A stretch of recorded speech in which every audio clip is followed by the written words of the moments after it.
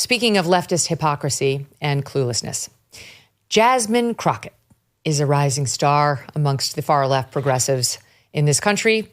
She's a representative from Houston, Texas, of all places, which makes no sense because she seems to be far too left for Houston, but apparently not because they elected her. It must be like, Orange County in California being like the one outlier in an otherwise uniformly state, like all red with the one blue, all blue with the one red.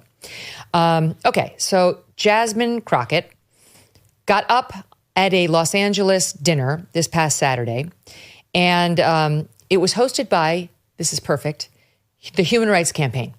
These are the people who run around harassing every business to make sure that they're being pro-LGBTQ and pro-DEI and not doing anything that a Human Rights Campaign finds offensive in any way, shape, or form, unless if you are in a wheelchair and are the governor of Texas, in which case it is fine for Jasmine Crockett to do this to you. Watch. Because we in these hot-ass Texas streets, honey. Y'all know we got Governor Hot Wheels down there. Come on now. And the only thing hot about him is that he is a hot-ass mess, honey. I got to check my woke rule book, Walter, but I'm not sure I don't think that's allowed. I do not think you refer to the guy who's in a wheelchair as the governor of your state as Governor Hot Wheels. Some of her defenders online are like, we all call him that down here. And as far as I can tell, it's only nasty leftists who do. Not sure that gives you a pass. If she'd spoken in English, I would have understood her better. So I almost didn't catch the insult. You do have to pay attention. One thing the Democrats specialize in is accents, okay? They adapt them to the audience, and sometimes they go really far out there. And she's at the bleeding edge of street talk, okay? Yes. There's going to be a point at which I don't understand it all, and they're speaking in code to their own supporters. And frankly, that's where they're getting. Every time they try to micro-target and bend over backwards for some specialty audience with what are otherwise supposed to be national figures, you say she's a rising star, but she can't rise that far because a lot of people here in Montana can't decode her speech. It is condescending.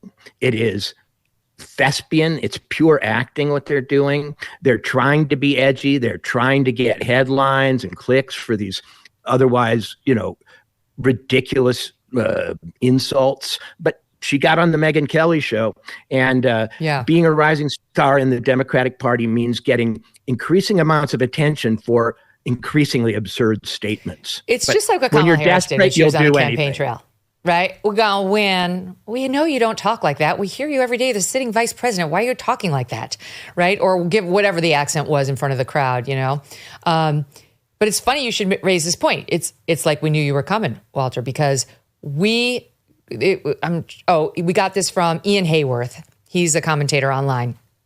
Clever.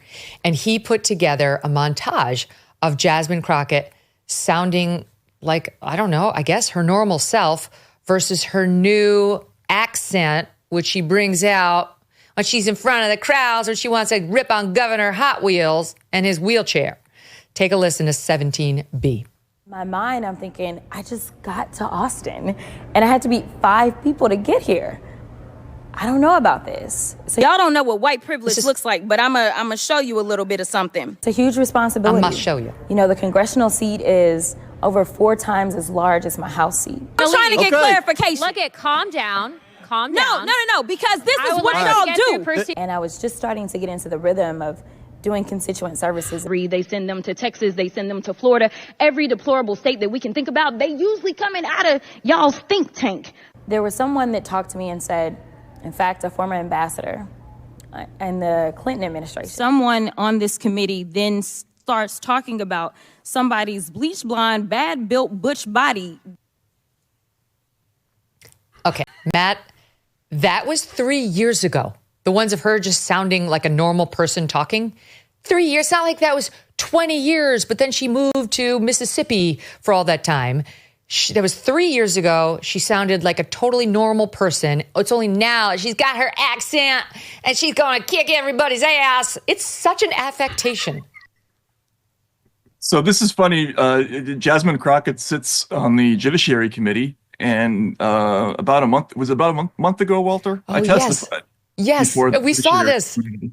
Yeah, and the hearings, the full committee hearings, are quite long. You can be there for over 4 hours. So, and they let the most junior members ask questions last. So I had to sit for quite a long time. And then at the very end, Jasmine Crockett, who I had never heard before, suddenly started screaming at me and Michael Schellenberger. And when you're a witness in Congress, you have to pay attention to what everybody says, because you never know when you're going to be asked an actual question and allowed to, maybe even allowed to speak. But I could not understand what she was saying. She was moving from one thing to another, and she was doing all that code switching stuff with the y'alls and y'all eyeing on this and everything. And then I went home to look her up, and I found her talking like that online. I was like, what was that all about? Like, and yeah. And there was not even a pretense of addressing any of the issues that we were there to talk about, like digital censorship. It was just these people somehow represent the other side. She probably had no idea that, I was a lifetime Democrat or had been most of the time. And it's just, that's what she does. She puts out this video of her acting in a certain way, and that's how she fundraises. Mm-hmm. We actually did a bit of a deep dive on her after my old colleague from Fox News, Todd Starnes, posted something on X not long ago, Walter. He posted the following: Jasmine Crockett wants you to think she's from the hood, that she grew up on the streets. The exact opposite is true. She attended an exclusive day school where tuition is nearly $35,000 a year. She also attended Rhodes College, a private school where tuition is nearly $55,000 a year. She's cosplaying a gangsta. So we looked up her background. She was born in St. Louis. She's 43. Her dad was a Baptist pastor and a teacher. Her mother worked in a post office. She graduated from Mary Institute and St. Louis Country Day School, one of the most expensive private schools in the city. Indeed, the current tuition, $35,000 a year. Got her bachelor's from Rhodes College in Memphis, Tennessee, private liberal arts school, current tuition, $55,000. Then she moved to Texas and went to law school. Looks like she started at the Thurgood Marshall School of Law, finished at the University of Houston Law Center. But while she was at Rhodes College in Memphis, the Tennessee Star reported this past May, almost a year ago now, that she and other black students, she claimed in a 2020 interview, were victims of multiple hate crimes in 2002 when she was a college student. That she said, in my junior year, I became the victim of a series of hate crimes, a series of them. Myself, along with a handful of other black students. This is her claiming this in 2020 about her 2002 college experience. My school didn't know what to do. They brought in the Cochran law firm, and the lawyer that helped me became my instant shero. They go on to say in 2021, she provided additional details of the alleged hate crimes to ABC7, with the outlet reporting that she recalled needing an advocate when someone left racist hate mail in her campus mailbox and when her black friends had their cars keyed on campus. The Tennessee Star contacted Rhodes College to seek details about the alleged hate crimes and whether police reports were filed and whether the Cochran law firm was actually retained. The college did not respond. An additional inquiry by the Star to the Cochran firm similarly did not receive an immediate response. The Star sought confirmation from the firm about whether they even represented the college, and the female attorney identified as the shero and didn't get any response.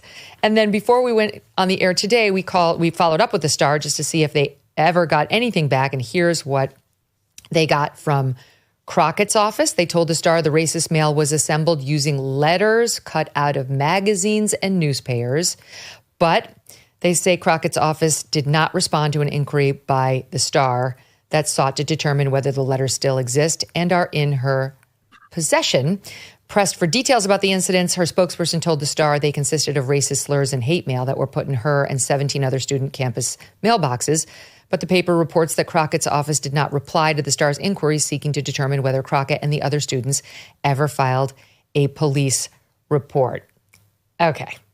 I mean, I'm sorry, but this woman, I think Todd Starnes had it right. She's cosplaying something other than what she is. They're all cosplaying. I was at a Senate hearing recently, and I looked at the left side of the horseshoe. It was the RFK Jr. confirmation hearing.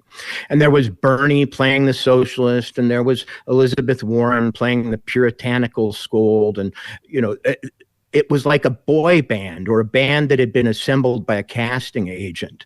They have a person who represents each part of their demographic or their constituency, and they play the role to the hilt. But the biggest difference these days between Democrats and Republicans is this.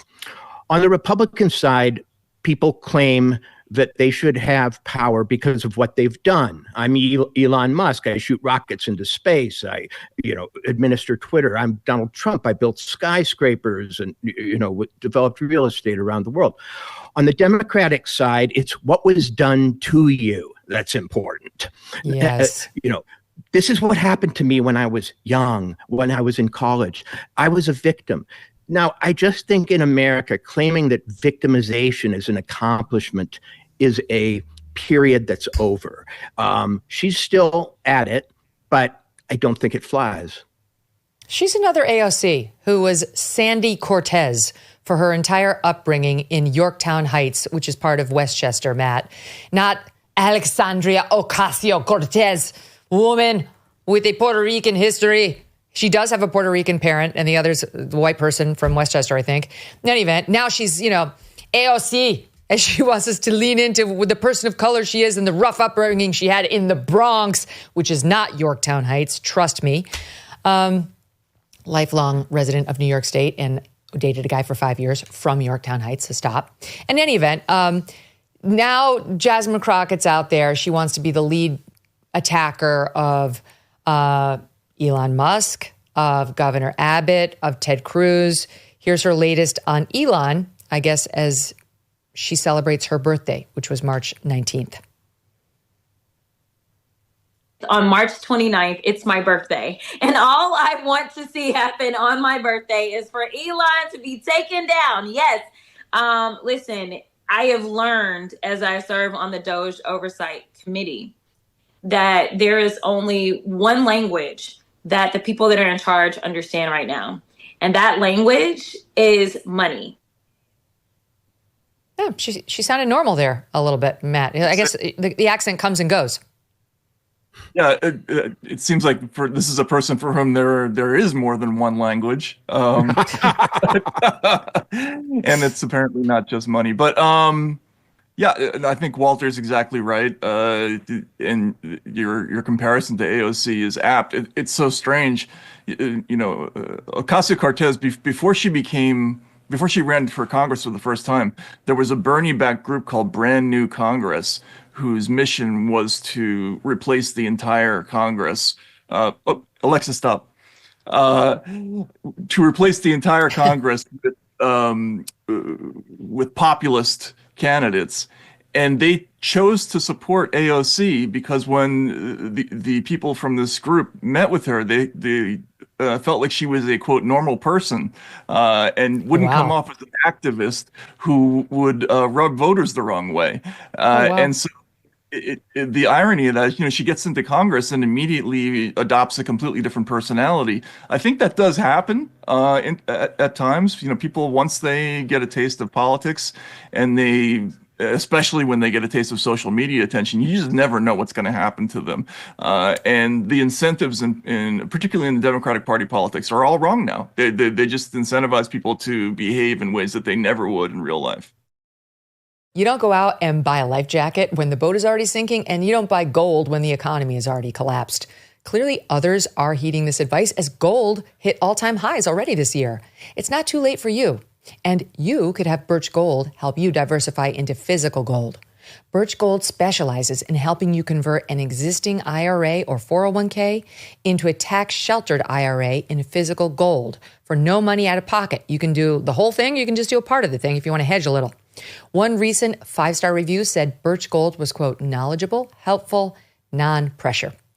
Get your free info kit on gold by texting the letters MK to the number 989898. There's no obligation, just useful information. With an A+ rating from the Better Business Bureau and countless 5-star reviews, text MK to 989898 and let the experts at Birch Gold help you secure your future today with gold. Thanks so much for watching. If you like what you just saw, hit the subscribe button for more clips and full episodes.